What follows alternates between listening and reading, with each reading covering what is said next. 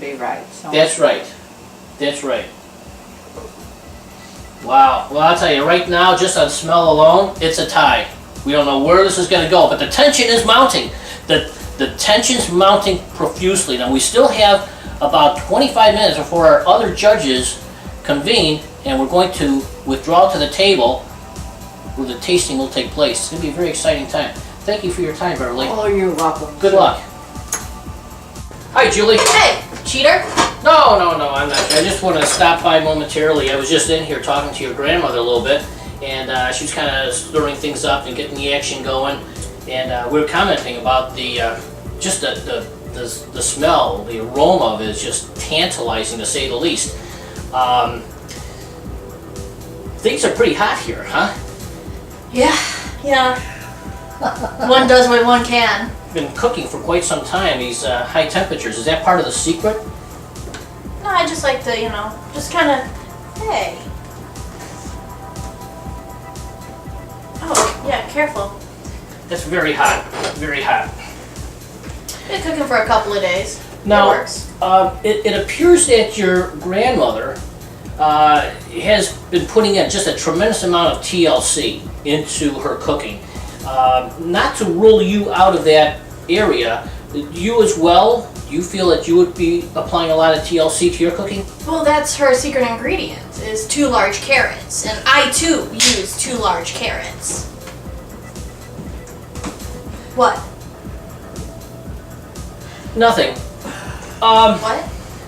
Well, now you've been doing this for quite some time. How long? Now your grandmother's taken 2 full days. Now she said you've been taking like 2.5 weeks or 2.5 months or something. Well, no. I only took 2.5 days, but she's been cooking soup for like 40 years. I don't know if it's this soup, but she said she's been cooking soup for 40 years. She did say she's been cooking soup for about 40 years. Yeah, so I mean, it's gotta be good. This soup? This one in particular? Well, it's like some liquors, it's aged to perfection, and maybe it's like a 40-year distilled twice, 40 proof. And that would definitely win. And we're going to have the honor of having this soup after she's been cooking this soup for 40 long years. Exactly. Incredible. Now, so you're going up against a 40-year-old soup, and yours is only 2.5 days. Mm-hmm. But mine's cheaper. And fresher. Fresher, yes. Well, what would you consider to be the secret ingredient that you're putting into your soup that's going to set you apart from your grandmother? What's going to bring the walls crushing down on top of her when you? What's the ingredient that's going to accomplish that? Well, besides the 2 large carrots that we had talked about, tell you one thing that'll set me apart. I heard you take money. I got like 10 cents here. Would that work? Well, that's more than a cheapskate gave me, so I think we can work something out. All right. All right. Well, it sounds like our judges might be here, so let me go get the door. All right. Bye. Hi, this is Bill, and if you've noticed, we're in a different environment, and the reason being is we had some technical difficulty on the first interview with Ruth Cwik, my mom, and the challenger's grandmother. Now, the Great Soup Cook-Off is underway. We're really excited about it, and we have the results to show you later. But for right now, we wanted to talk to the challenger, Julie's grandmother, in terms of how she sees the landscape of this whole event and what light she can shed on what has transpired. So, Ruth, why don't you go ahead and share with us your thoughts? Okay, well, first of all, let me say that I think, it's a wonderful idea. And to mix some of the real old recipes with some of the new recipes, if you will, the younger group, I think is a wonderful, wonderful idea. And the competition itself is excellent because it brings a granddaughter and grandmother together and to share something that they both love to do, and that's cook. So I think it's just a fantastic idea, and especially after Thanksgiving when family and friends come together to share all of this idea and friendship and humor. Mm-hmm. Now, let me ask you this.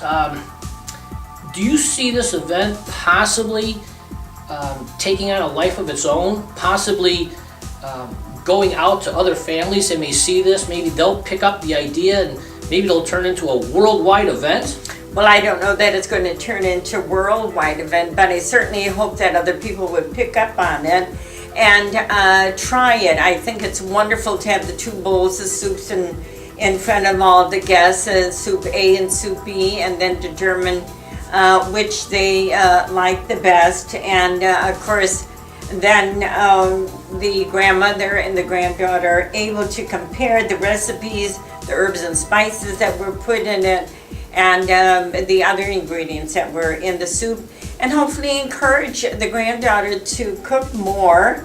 And it brings the old, and I hate to use the word old, but so I'm just going to use the word mature. It brings the mature and the young together, and the young are able to see that they're still able to learn from the mature and to share and to enjoy. And that's what life is really all about.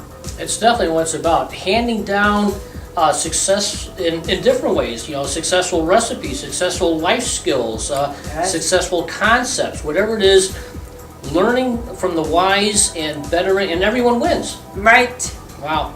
It's a no-lose situation. And you can't ask for more than that. Absolutely not. Well, thank you very much for your input. You're welcome. And we'll be back in a little bit. Bye-bye. Hi, we're back, and we have the final judge who has finally arrived for this Great Soup Cook-Off.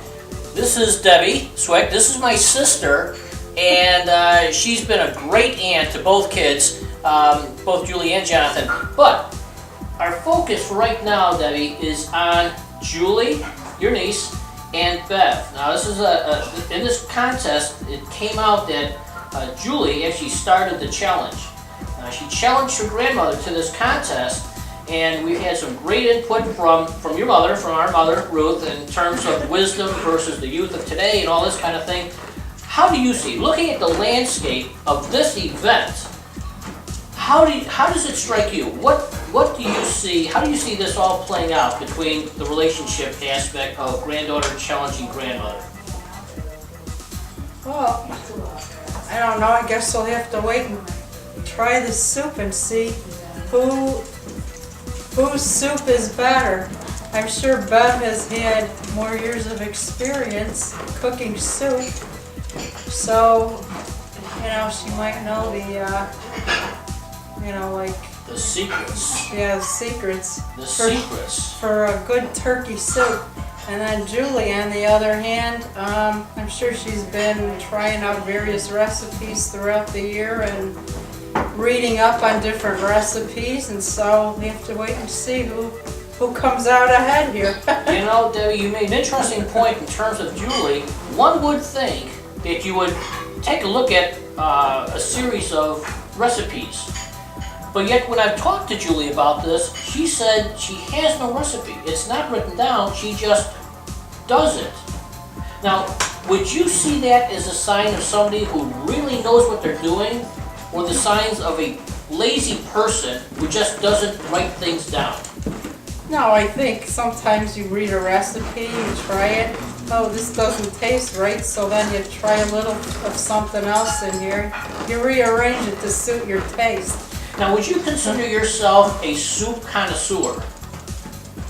I don't know if I'm a soup connoisseur. I eat soup a lot. Well, what connoisseur are you? no, that came out wrong. That came out wrong. You do like soup. I do. Uh-huh. Okay, so and turkey soup would rank maybe above a mid-range in terms of your desirable soups to taste? Yep. Wonderful. Well, it looks like the time is drawing near. Our judges are in place. We're going to withdraw to the table and begin. So why don't you join us over there? Thank you.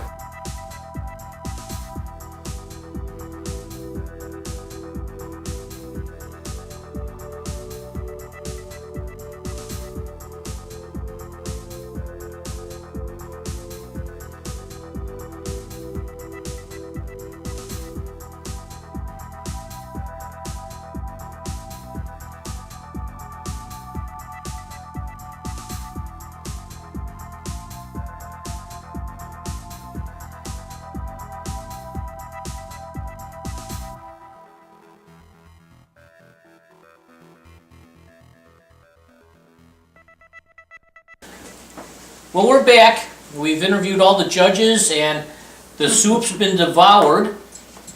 We've just finished with the side dish of Caesar salad, onion bread, and Garlic bread. garlic bread. Right. So we now have the ballots. The voting is in, and we're about to reveal the Soup Cook-Off winner of 2010. Soup!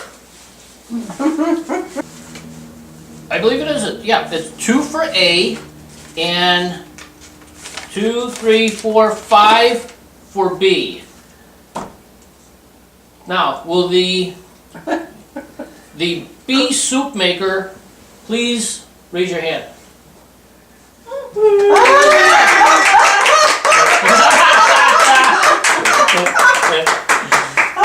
Wonderful.